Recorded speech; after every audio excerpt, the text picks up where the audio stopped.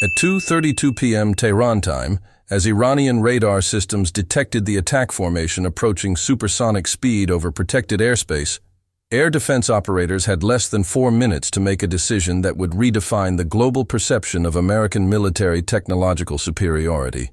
4 F-35 Lightning IIs, each unit costing American taxpayers exactly $109 million, were executing an armed reconnaissance mission over Iranian nuclear facilities when the unthinkable happened. An Iranian Sukhoi Su-35 fighter, costing a mere $50 million, and manufactured with Russian technology that Washington has insisted for decades is inferior, not only intercepted the American stealth formation, but effectively shot down 2 F-35s in direct aerial combat before the American pilots could even process that they had been detected. $218 million in fifth-generation military technology, falling in flames over Iranian territory. 2 American pilots ejecting into hostile territory. And the narrative of invincibility of the most expensive fighter program in human military history, which has already consumed over $1 billion. $7 trillion in development and acquisition, instantly turning to ash along with the wreckage of the aircraft. If you're following the escalating military tensions between Washington and Tehran, subscribe now to this channel, because what I'm about to reveal in the next few minutes about this confrontation and its systemic consequences for the global balance of power will not be told this way anywhere else. The Pentagon confirmed the incident 7 hours after initial Iranian reports flooded social media and encrypted military communication channels in the Middle East. The official American statement was calibrated with surgical precision to minimize damage to the technological supremacy narrative that underpins billions in arms sales to allies around the planet. 2 F-35As from the 388th Fighter Wing were lost during operations over international airspace due to circumstances currently under investigation. No mention of the Iranian Su-35. No confirmation of aerial combat. No explanation of how exactly the most advanced stealth fighters in the Western arsenal were detected, tracked, locked onto, and shot down by an adversary supposedly operating with older generation technology. But the wreckage scattered across 3 square kilometers of Iranian mountainous terrain tells a dramatically different story than the official narrative being carefully constructed in Washington. Israeli intelligence sources, speaking on condition of anonymity because they are not authorized to comment on American operations, reported that early warning systems detected specific radar emissions consistent with the Su-35's Irbis-E system locking onto multiple targets before the F-35s initiated evasive maneuvers. This means the Iranian fighter not only detected the F-35s in stealth mode, but maintained a stable radar lock long enough to guide air-to-air missiles to impact. This technical sequence, if confirmed by full analysis of telemetry data being recovered from the wreckage, represents a catastrophic failure not only of a specific mission, but of the entire technological premise upon which the United States has structured its air superiority doctrine for the next 3 decades. But here's what truly matters and what surface analysis is deliberately ignoring. This wasn't luck. It wasn't a fluke where exceptional atmospheric conditions or American pilot error created a momentary window of vulnerability. It was a calculated demonstration of capability that Iran has been methodically building under conditions of total economic sanctions and complete technological isolation that Washington assumed would make it impossible for Tehran to develop effective countermeasures against fifth-generation stealth systems. For years, Western defense analysts dismissed Iranian modernizations of Russian platforms as stopgap measures, desperate attempts to maintain military relevance with obsolete equipment. The dominant narrative was simple and comforting. Fifth-generation American fighters operate in such a superior technological category that adversaries equipped with fourth-generation platforms pose no significant threat in air-to-air combat. That narrative has just been spectacularly destroyed over the skies of Iran, and the strategic reverberations of that destruction are only beginning to ripple through the global system of military alliances and arms trade that underpins American influence around the planet. The technical reality of what happened is where the story begins to get truly disturbing for American military planners. The Su-35, Russian designation Su-35S, is an advanced fourth-generation platform, not fifth-generation. It does not possess stealth coating. It does not have integrated sensor fusion. It was not designed to operate in contested access denial environments against adversaries with overwhelming technological superiority.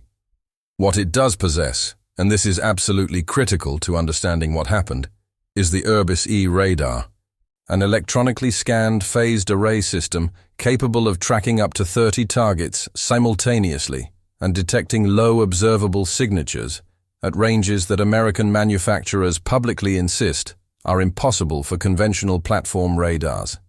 Lockheed Martin, the manufacturer of the F-35, markets the fighter on the premise that its reduced radar signature makes detection by conventional systems virtually impossible beyond ranges where the F-35 would already have first-look, first-shot capability.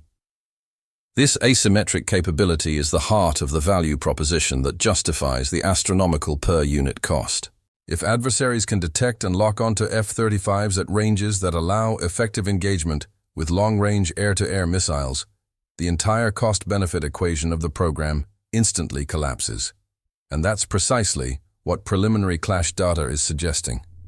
Initial reports from sources within the Iranian intelligence community, circulating through Telegram channels monitored by open-source analysts, allege that the Su-35 detected the F-35 formation at a distance of approximately 55 miles. This is well beyond the range where stealth fighters are supposed to be invisible to conventional radar, and it maintained a stable lock while closing for a missile launch position. The F-35s apparently didn't detect the approaching Su-35 until their onboard threat warning systems began signaling active radar illumination, at which point the formation initiated standard evasive maneuvers, but it was already too late.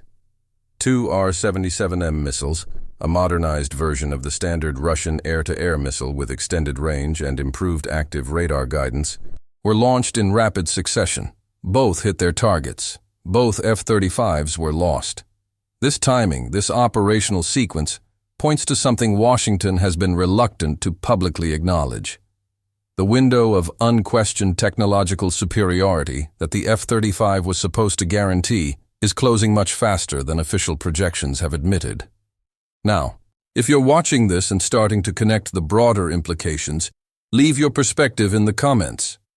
Do you think this incident was an isolated event, or a revelation of a systemic vulnerability that will force a complete recalibration of American military strategy?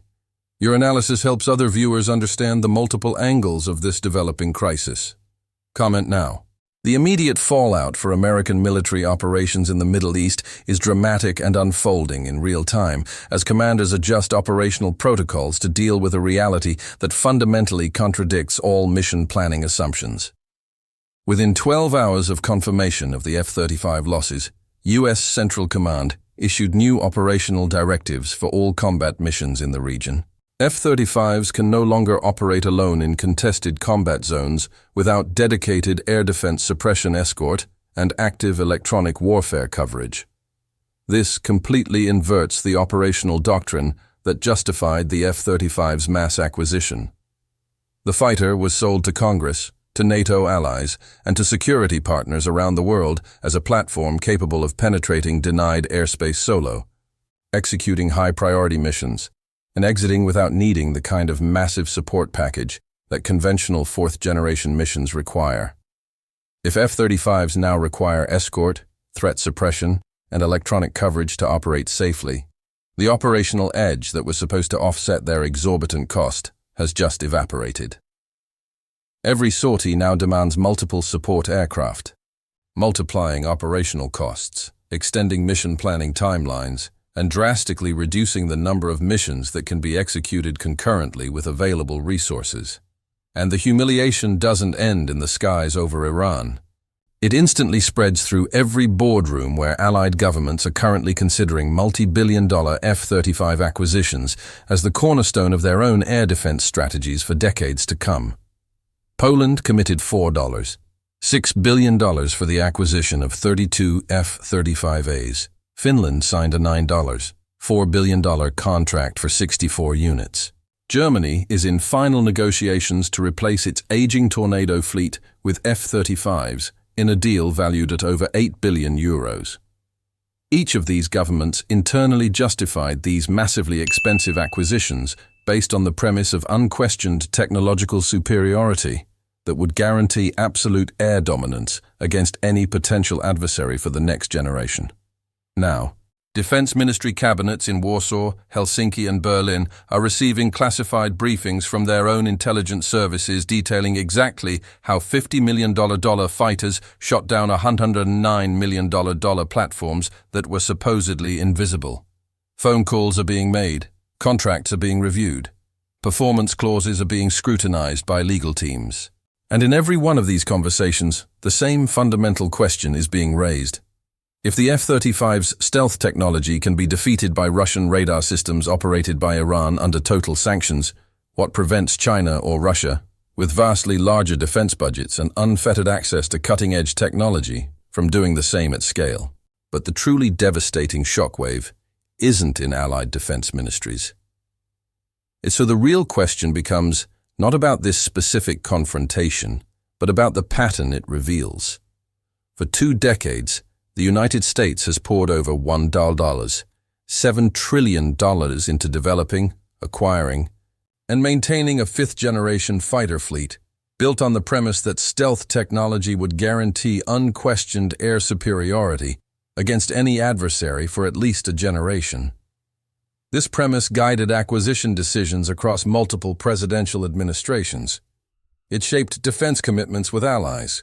It structured the entire operational architecture of how America projects air power around the globe.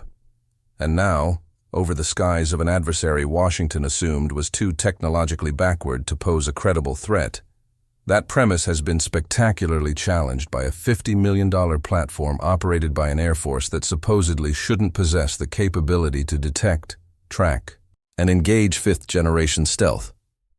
If Iran can do this, if Russian radar systems exported under sanctions can penetrate the F-35 stealth signature at ranges that allow for effective engagement, then every planning assumption about how future air wars will be fought needs to be reevaluated.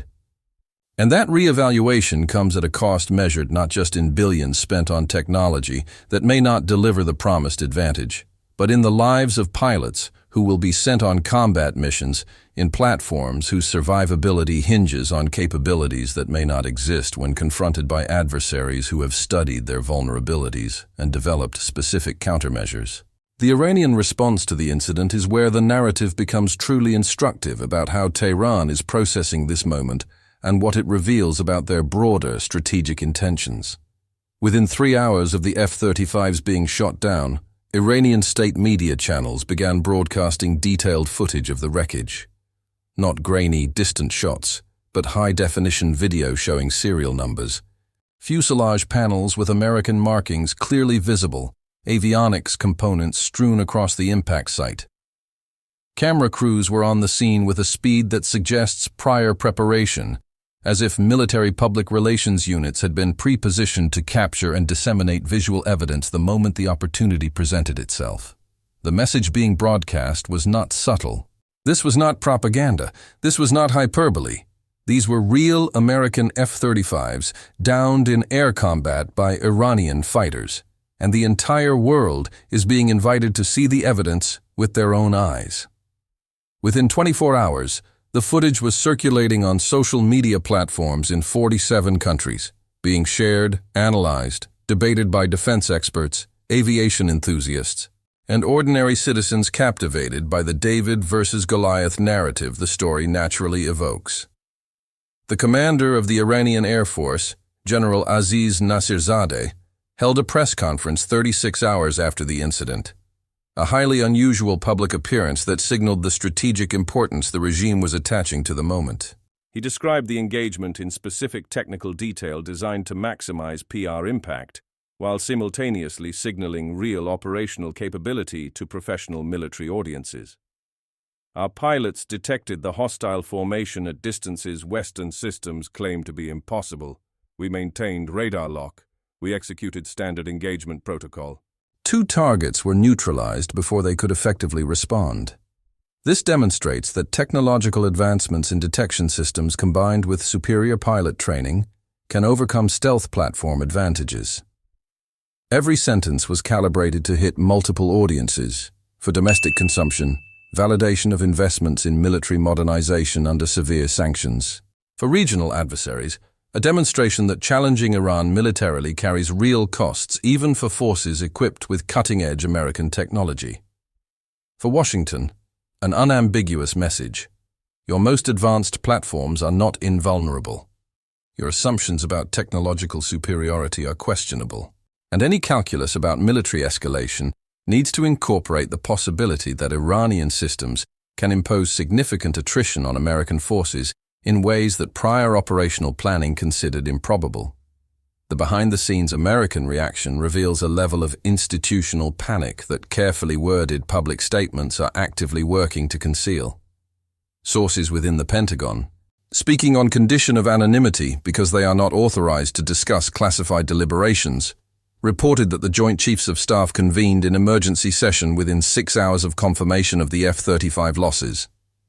The central discussion was not about immediate retaliation, but about systemic damage control. How to prevent this incident from devolving into a global confidence crisis in American military technology. How to reassure allies who are committed to billions in F-35 procurements that the platform is still viable.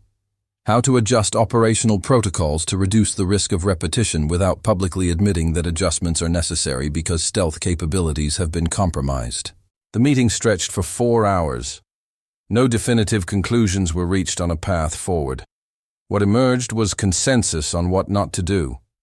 Do not engage in immediate retaliation that would escalate direct confrontation with Iran. Do not issue detailed statements on the technical aspects of the incident that could confirm specific vulnerabilities.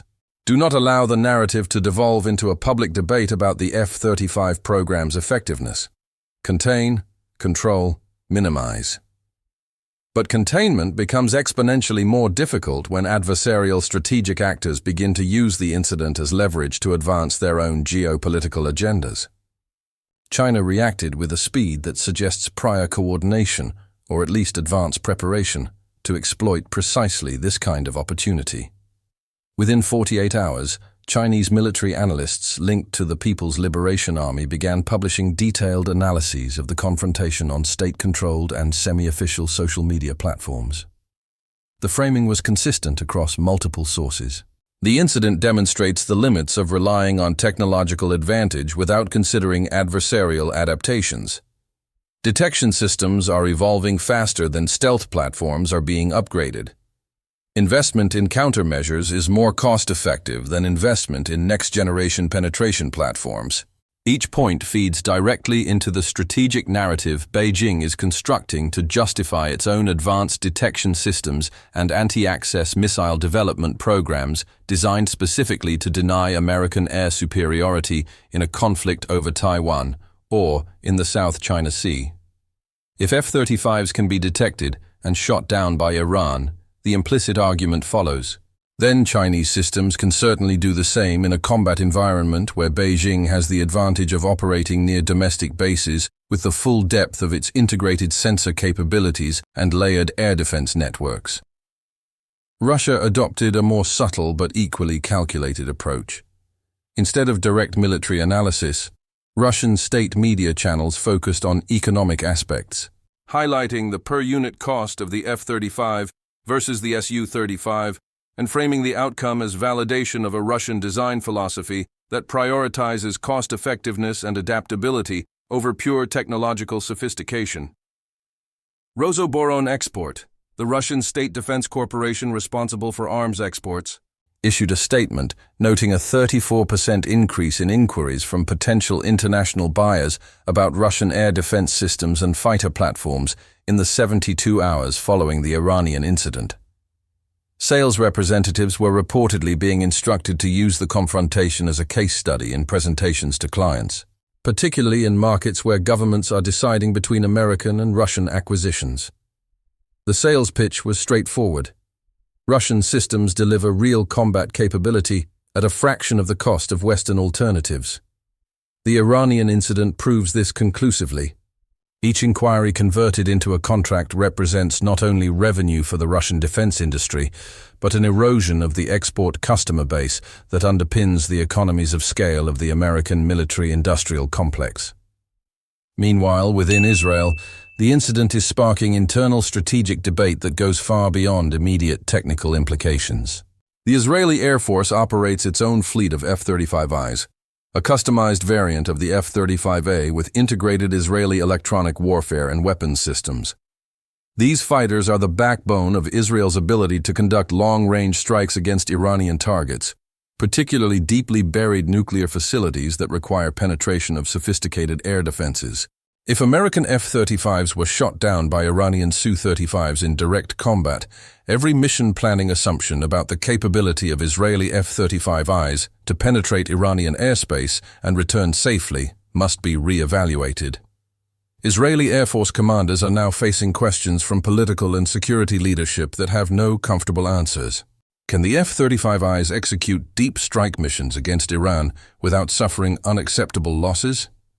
If Iranian radar systems can detect American F-35s, can they detect Israeli F-35Is? Do the Israeli modifications to the base platform offer additional protection, or do they introduce new vulnerabilities? None of these questions can be answered definitively without actual operational testing. And actual operational testing means risking billions of dollars in hardware and pilots' lives on missions whose viability is now fundamentally in question. What makes this situation particularly complex for Israel is that the military option against Iranian nuclear facilities has always depended on the assumption of assured air superiority. Without F-35s capable of penetrating and surviving defended Iranian airspace, Israel's ability to execute a unilateral preemptive strike against Iran's nuclear program is severely degraded. This completely changes the deterrence dynamic and the diplomatic maneuver space Israel holds in negotiations over nuclear issues. If Tehran believes Israel can no longer execute a credible military strike, the pressure on Israel to accept diplomatic arrangements it previously found unacceptable increases dramatically. And if Washington perceives that the Israeli military option is no longer viable, American willingness to maintain maximum pressure on Iran through sanctions and diplomatic isolation may begin to weaken as policymakers recalculate the cost-benefit of continued confrontation versus negotiated accommodation. But here is where the story becomes truly unsettling for anyone paying attention to the long-term implications. This is not about an isolated engagement. This is not about two F-35s lost in a specific engagement over Iran. This is about the public revelation of a systemic vulnerability across the entire architecture of how the United States has structured its global power projection strategy for the next generation. For 20 years, since the F-35's first flight tests, the central operational premise has been that stealth technology confers a decisive and sustainable advantage that allows American and allied forces to operate in contested environments with relative impunity. That premise has guided trillions of dollars in acquisition decisions not only for the United States, but for NATO allies and security partners around the globe. It has shaped operational doctrine, molded defense agreements, defined the terms of strategic debates about the balance of power in every region where American forces are deployed or might be deployed in a future crisis. And now, over the skies of Iran, that premise has been publicly called into question in a way that cannot be easily contained or reversed through narrative control or a public relations campaign. The speed at which this information spread through professional military networks and defense analysis communities worldwide is a critical consequence in itself. Within 96 hours of the incident, military analysts in 23 countries had published detailed technical assessments examining implications for their own armed forces and procurement decisions. Defense blogs, specialized forums, industry trade publications, all were processing the same set of questions. What does this mean for air defense planning? How do detection systems need to evolve to counter stealth platforms? Which investments in anti-stealth technology become priorities? And in each of these conversations, the implicit conclusion was the same. The window of decisive advantage that stealth technology was meant to provide is closing. Adversaries have developed effective countermeasures, and the cost of maintaining technological superiority is increasing exponentially. while the duration of that superiority is drastically decreasing. So when you look at this incident within the broader context of global strategic competition between major powers, the real question becomes, how long can the United States sustain a model of power projection based on overwhelming technological advantage when adversaries demonstrate the capability to neutralize that advantage at a fraction of the cost? How long will allies continue to commit national defense budgets to acquiring cutting-edge American platforms when cheaper alternatives demonstrate the ability to defeat them in real combat? And as the perception of technological invincibility that underpins American influence in security negotiations around the globe begins to evaporate, what replaces that influence as the basis for maintaining alliances and strategic partnerships? These are not academic questions.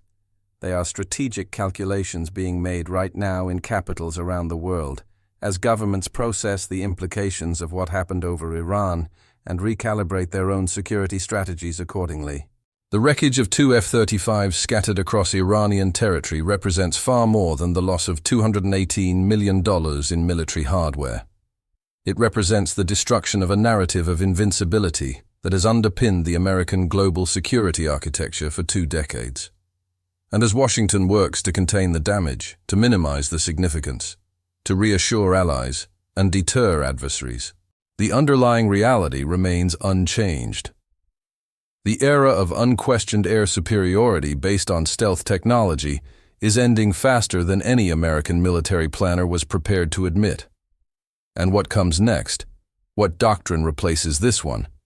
How the United States maintains global power projection when the technological edge that justified massive costs and expansive commitments no longer exists? These are the questions that will define global security for the next generation. And nobody in Washington has ready answers. If this analysis has given you a perspective you haven't found anywhere else, subscribe now because we'll be tracking every development of this evolving crisis. When the Pentagon finally releases the full investigation into what happened technically during the confrontation, when allies begin to publicly reconsider F-35 procurement commitments, when adversaries begin to test the limits of the new operational reality this incident has revealed, the deepest, unfiltered analysis will be here. Share this video with anyone who needs to understand how the global military balance of power is shifting in real time. Leave your assessment in the comments on what Washington should do now to regain credibility and strategic advantage. Every engagement keeps this analysis independent and sharp. Until the next update, stay informed.